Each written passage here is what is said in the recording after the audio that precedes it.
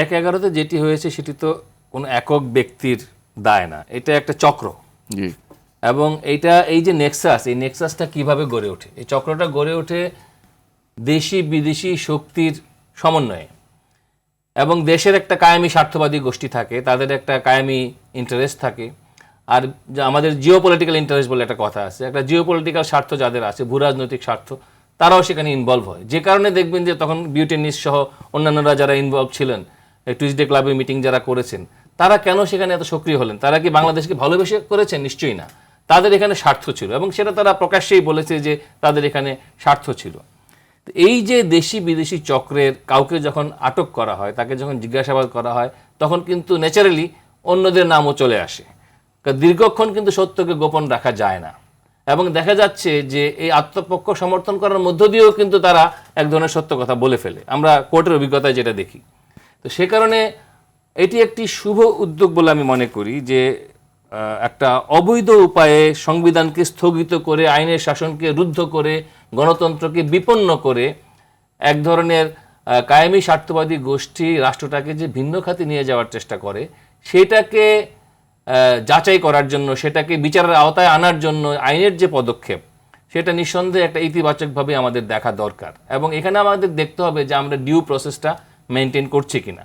যেমন ধরেন আমাদের এখানে যখন রিমান্ডে নেওয়া হয়, রিমান্ড মানে এক ধরনের পারসেপশন মানুষের মধ্যে আছে, এটা আতঙ্ক শুনলে পরেই কাজ করে আর কি। কিন্তু আপনি কি মানে রিমান্ডের তো অনেক অনেক মেথড আছে, অর্থাৎ তথ্য বের করার জন্য শুধুমাত্র আটক করে জিজ্ঞাসাবাদ করা ছাড়াও আমাদের আরও অনেক সোর্সেস আছে, আরও অনেক রাস্তা আছে, যে রাস্তাগুলো ব্যবহার করা উচিত। আমরা দেখেছি যে আমাদের দেশের যে সকল এজেন্সিগুলা, তারা কিন্তু সেভাবে ইকুইপ না।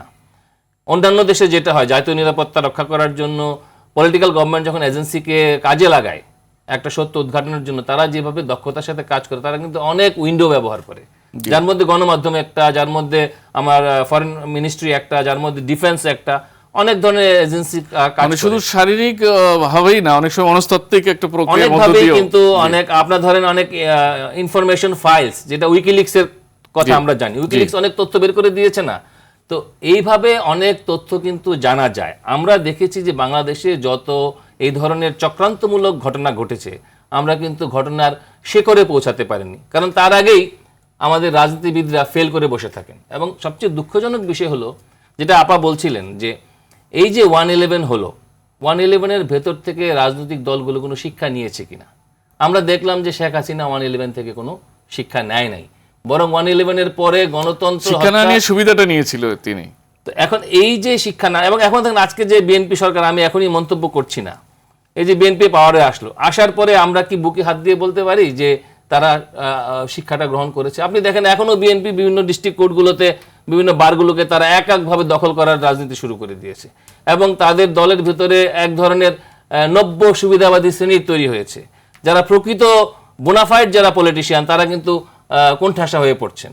যার ফলে হয় কি, যে যখনই ক্ষমতায় যায়, ক্ষমতায় যাওয়ার সাথে সাথেই পলিটিক্যাল পার্টিগুলো অতীতের তিক্ত অভিজ্ঞতাগুলো, সাফারিংসগুলো ভুলে যায়।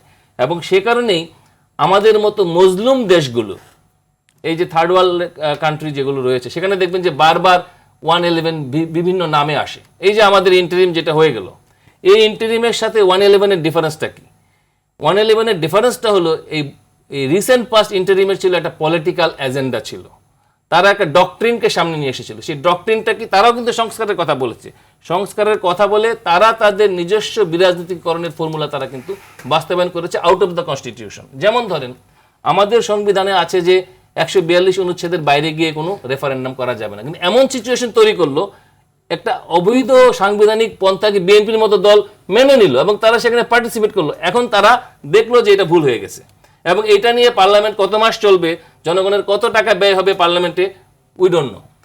এই যে পলিটিশিয়ানদের যে একাডেমিক ফেলিওর আমি বলবো, আর আগে তো ধরেন আগের যুগের পলিটিক্সে সিনিয়ররা যখন ছিলেন, তখন তো এত একাডেমিক লোকজন ছিল না, তখন তারা অভিজ্ঞতা থেকে শিখতেন। এখন তার অভিজ্ঞতা লাগে না, নেতার আশীর্বাদ থাকলেই নমিনেশন পাওয়া যায়, দলেও পদ পাওয়া যায়।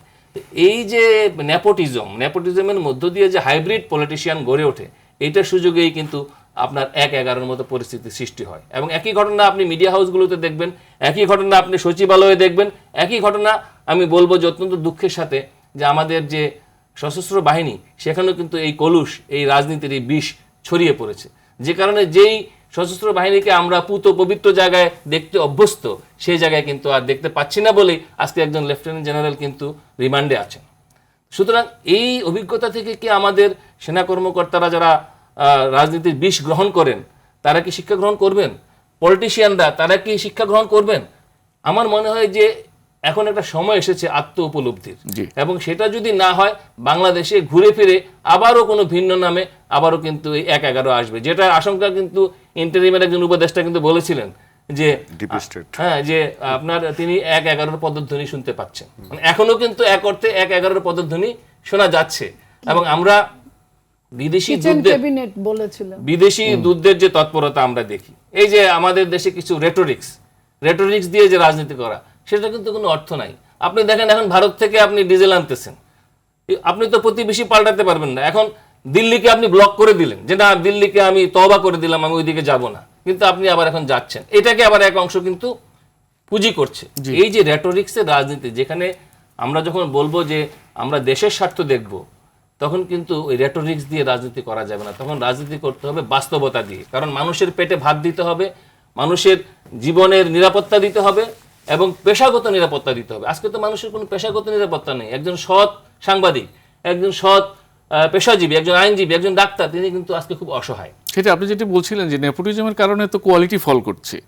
আপনার যদি একজন রাজনীতিবিদ ত্যাগী এবং সে জানে সংসদে সে পার্লামেন্টের হওয়ার মতো দক্ষতা আছে, তাকেই দেওয়া উচিত। কিন্তু শুধু সম্পর্কের কারণে যে কারোর নমিনেশন দেওয়া বা সে এমপি হয়ে আসা, হচ্ছে তার কথা বলতে পারবে না সংসদে। সেটাই তো আমরা দেখতে পাচ্ছি। আমরা কি স্লোগান দিয়েছি? আমরা বলেছি কোটা নয় মেধা, মাপকাঠি কি হবে? মেধা। এবং মেধার সঙ্গে আরেকটা জিনিস আমি যোগ করার পক্ষপাতী, সেটা হলো সততা। সকল মেধাবী কিন্তু সৎ নয়। ফলে আমরা আজকে পদায়ন করার ক্ষেত্রে সততার মাপকাঠিটা কতটুকু দেখছি, আত্মত্যাগের মাপকাঠিটা কতটুকু দেখছি, কতটা আমরা মেধার জায়গাটুকু দেখছি, নাকি আমরা শুধুমাত্র নেতার পছন্দ, নেতার কাছের মানুষ, এই বিবেচনায় পদায়ন করছি। ফলে এই যে ভুলগুলো অতীতের স্বৈরাচারী সরকারগুলো করেছে, একই অবস্থা কি আমরা দেখতে পাচ্ছি না?